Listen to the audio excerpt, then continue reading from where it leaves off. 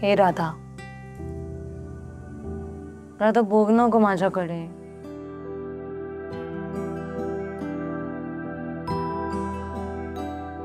पिल्लू सॉरी,